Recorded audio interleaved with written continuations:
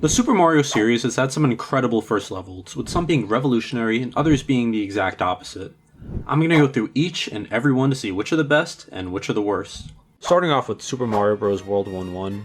Now this is a revolutionary level. It's the blueprint for how you teach players through gameplay. You start with a Goomba slowly walking towards you, and then you get your first challenge. Do you jump on it? Do you jump over it? If you haven't played this game before, you may not even know what to do. There's blocks waiting for you to hit them, and a mushroom comes out when you hit it.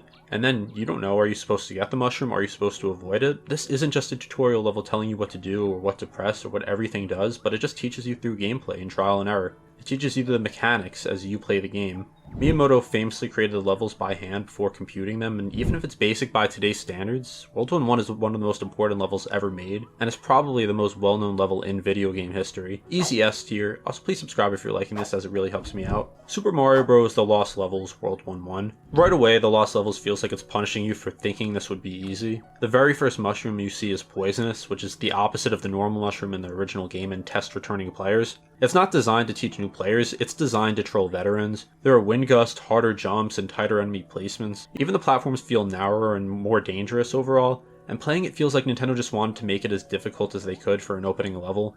The game gets much harder, and while 1-1 isn't anything crazy, it is a big step up in difficulty from its predecessor. While interesting as a sequel meant for skilled players, there's a reason Nintendo originally just released this in Japan. C tier.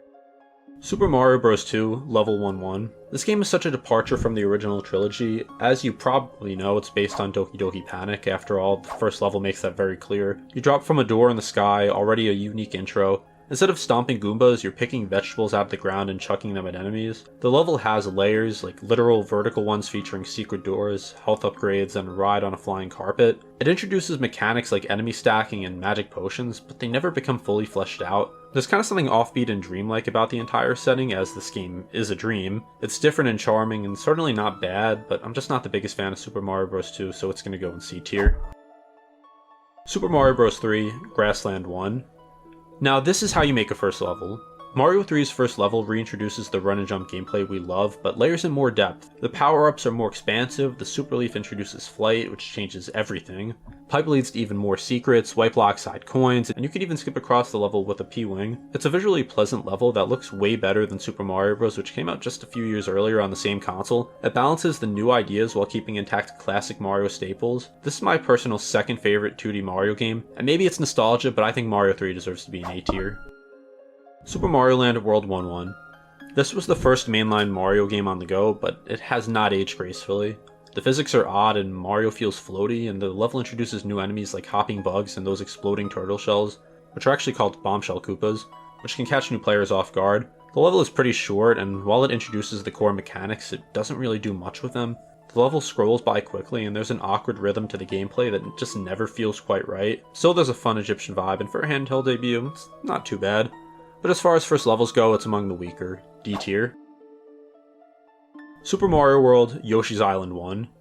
I love this level. From the moment you see the iconic map screen and you go into the level, it just feels like Mario was in a brand new land, or a new Super Mario World, which he is. The level introduces Yoshi himself, a massive change that spawned a whole new series of games as well as the fan favorite character. You'll learn about spin jumps, item boxes in your inventory, and flying thanks to the cape. It is pretty similar to flying in Super Mario Bros. 3, but it has some different mechanics. Music is amazing, the colors are bright, and everything about it feels like the next generation of Mario. There are secret paths and hidden blocks that reward exploration right away, the pacing is perfect, and it never overwhelms you, it just encourages you to explore. I remember playing this for the first time as a kid and just listening to the music and running around with Yoshi. It's one of the most inviting and complete first levels Nintendo has ever made, and it's an easy S tier for me. Super Mario Land 2, 6 Golden Coins, Tree Zone 1. A big step up from its predecessor. The first level feels like it belongs in the Mario universe, the physics are way tighter, the visuals are more detailed, and the level is surprisingly vertical. You're climbing a tree filled with Goombas, flying pigs, and bee enemies, and there's a sense of whimsy and exploration here that we're missing in Mario Land 1. The background music is catchy, and the level has a cozy, kinda almost storybook feel. While the pacing can feel uneven and the controls a bit loose, it has charm, and the bunny ears power-up is just plain fun. So this is gonna go in C tier. Super Mario 64 Bob-omb Battlefield. Bob-omb Battlefield did for 3D games what 1-1 in the original Super Mario Bros. Did for 2D games. Just completely knocked it out of the park with the first level. But unlike the previous games where you either just start in the level or in a world map, you start outside the castle, run through its halls, and jump into a painting. When I first played this on the DS, I had no idea how to even get to levels, but randomly found out by just jumping into a painting. The Bomb Battlefield is wide open with red coins, secret cannons, rolling balls, and a new boss on the summit. This level shows you that Mario's world is now 3D, and it gives you the freedom to explore at your own pace and not necessarily go from start to finish immediately. It teaches you camera control, even though it's pretty clunky on the N64, movement options, and multiple objectives without ever needing options before ever jumping into the painting. But this gives you the first real dig at platforming challenges instead of walking around the castle or the yard. My favorite part was climbing to the top of the mountain for the first time and fighting King Bob-omb. It's just a moment I'll just never forget, and that's an easy S tier for Super Mario 64 for basically defining 3D platformers. Super Mario Sunshine Bianco Hills. This level gives you a lot fast. You've already been in Delfino Plaza, but now you're sent off to Bianco Hills. You're introduced to Flood, which changes Mario's gameplay entirely. The level's grassy fields, tightrope paths, and polluted lake all serve as the backdrop to learning movement in this game, just like 64. It has a laid-back, summery vibe, and that makes sense being on a tropical island, but the platforming is surprisingly precise. At least that's how I felt when I played this back in the 2000s. Cleaning up graffiti and uncovering secrets feels rewarding, especially once you start chaining together water-propelled jumps. It's a beautiful level with a calming vibe, but it can be awkward due to Flood's unfamiliarity. That said, it lays a solid foundation for what's to come. It's more intricate and obviously better looking than Bomb Battlefield, but it doesn't feel as innovative, so I'm going to put this in A tier. New Super Mario Bros. DS, World 1. This was the first 2D Mario game in years, and the level feels like a love letter to World 1 of the original. It's crisp, colorful, and introduces wall jumping and the Mega Mushroom, one of the wildest power-ups in the series that would have appearances in a few games since, most recently in Mario Kart World. Let's be honest, that was the best part of this level. Besides that, it doesn't do anything too fancy, but it's a brand new 2D Mario game for the first time in nearly a decade and a half, and it really has that classic Mario feel. The DS sound card also has just a nostalgic sound to me. I get goosebumps when I hear it. It takes me back to a time when games weren't $80. The level really doesn't take risks, but it didn't really need to. It was just good to have 2D Mario back. B tier. Super Mario Galaxy Gateway Galaxy. While you might think Good Galaxy was the first level, there was actually a galaxy before it. Gateway Galaxy serves as a way to introduce the player to the new gravity mechanics as well as the new movement, which feels better than ever. I'm also counting the beginning of the game as part of this level, which you can disagree with if you'd like. You start off making your way to Peach's castle, and then Bowser shows up and decides to go intergalactic. You know how great Galaxy's music is, so that's a given for this level, but anyway, you just get brought to a small planet where you have to catch a rabbit just like in 64, and it's just peaceful music playing, and you get introduced to Rosalina and the Lumas. Rosalina gives you a new spin power, and this lets you attack enemies, break objects, and also stay in the air a little bit longer. After you meet Rosalina, you go through the traditional part of the opening level and learn some of the game's other mechanics like collecting keys, walking over those tile things that you need to light up. And while I was going to put it in A tier since the main galaxy does definitely feel like a tutorial, since I'm counting the other parts, it's going to go in S tier. New Super Mario Bros. Wii World 1-1. For the first time in a mainline Mario game, you can have up to 4 players playing at once, which greatly improves what it otherwise was as a fairly simple level. It introduces new power-ups like the Propeller Mushroom, which I always just love the design of, and it also shows off how chaotic 4-player co-op can be. The level has some classic design sensibilities like pipes, platforms, and Goombas all in the right places, but it also has some secrets, and getting all the star coins as a group is a blast.